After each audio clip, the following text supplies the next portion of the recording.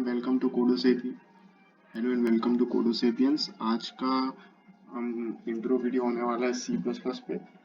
तो इस intro video में हम लोग देखेंगे कि सी प्लस प्लस फाइल को कैसे इम्प्लीमेंट करते हैं, क्या होता है एक C plus plus file implement करने पे, इनपुट आउटपुट कैसे लिया जाता है, कैसे वेरिएबल डिक्लेयर किए जाते हैं और एक नॉर्मल प्रोग्राम पैलेट कैसे दिखता है।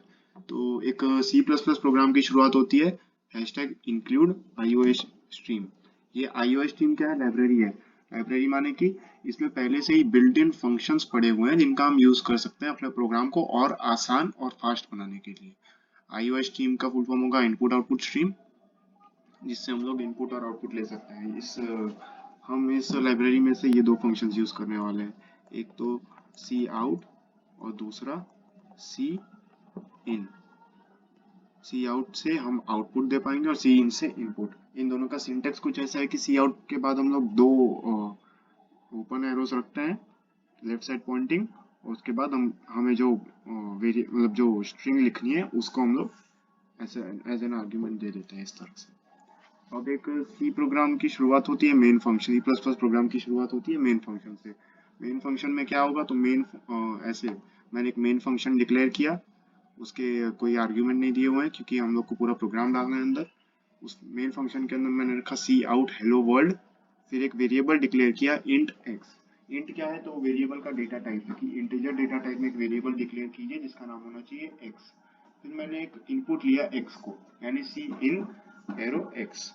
फिर मैंने आउटपुट दिया कि द एंटर्ड वैल्यू इज, और फिर मैंने उसके वापस से आउटपुट किया एक्स को, यानी हम एक इनपुट लेंगे वेरिएबल जिसका नाम होगा एक्स और फिर उसी को आउटपुट में शो भी करेंगे। शुरू करते हैं, इसको एक बार रन करते हैं।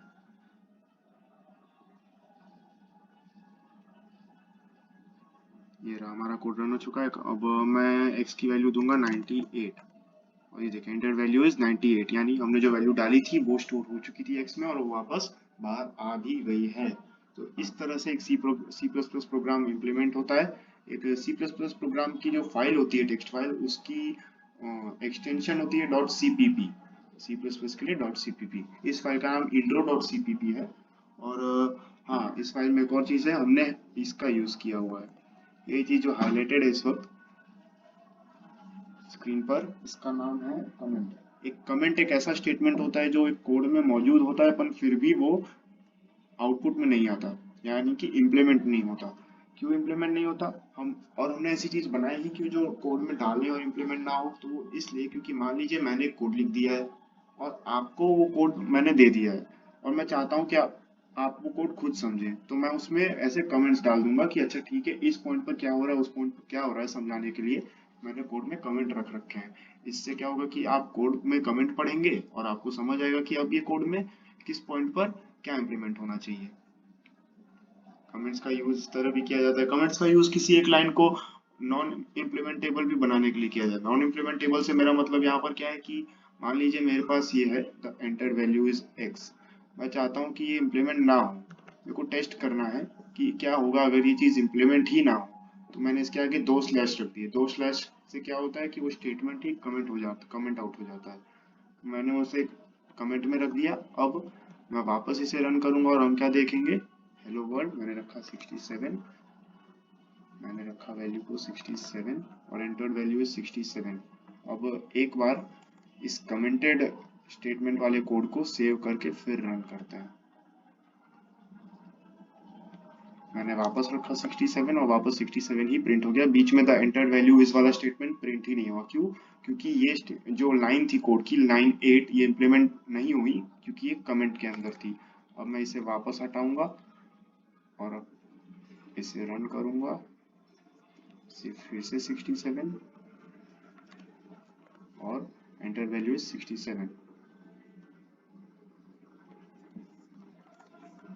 इस तरह से एक C plus plus code run करता है। कमेंट्स भी इसी तरह से काम करते हैं, स्लैश डबल स्लैश रख के। और हाँ, मैं एक मल्टी लाइन कमेंट, ये दो स्लैश से आप एक सिंगल लाइन कमेंट बना सकते हैं, लेकिन एक मल्टी लाइन कमेंट बनाने के लिए कुछ ऐसा काम करूंगा, एक स्लैश और एक स्टार। स्लैश स्टार के बाद मान लीजिए मैंने इसके अंदर रखा this is a enter multi line comment. अभी एक मल्टी लाइन कमेंट है जो कि रन नहीं होगा, यानी इम्प्लीमेंट नहीं होगा ये।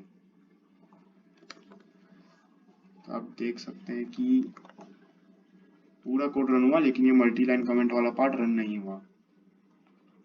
इस तरह से हम मल्टी लाइन कमेंट्स भी रख सकते हैं, सिंगल लाइन कमेंट्स भी रख सकते हैं, और एक बेसिक जो स्ट्रक्चर है कोड का वो आप समझ चुके हैं इसके बाद, इस वीडियो के बाद। मेन फंक्शन एक वो फंक्शन है जिसके अंदर रखे गए सारे स्टेटमेंट्स डेफिनेटली एग्जीक्यूट होते हैं, ठीक है। और एक कोड की शुरुआत हमेशा उसकी लाइब्रेरीज इंक्लूड करने से ही होती है।